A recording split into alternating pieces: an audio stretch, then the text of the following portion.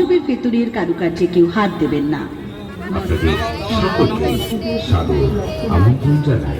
আগত সকল দর্শনার্থীদের জানাই শুভ দীপাবলির প্রীতি শুভেচ্ছা এবং আন্তরিক অভিনন্দন। তোমার অফিসে এই 5টাতেই ছুটি হয়। 8টা 8-এর ট্রেন ধরো কেন?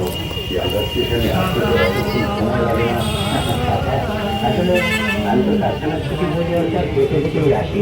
10টা টাকায় বাস ভাড়া বাঁচে, সেগুলোর জন্য কিছু খাবার কিনে নিয়ে যেতে পারবো। আরে দাদা, আপনি সমুদ্রে স্নানে নামলেন না? আর কি করে নামি জানুন? এই তো ভালো আছি। ছেলে স্ত্রী ওরা সব সমুদ্রে আনন্দ করছে, এটাই আমার কাছে সবচাইতে বড় পাওয়া। আর আমি নামলে ওদের জুতো, জামা, ব্যাগ এসব কিভাবে রাখতো?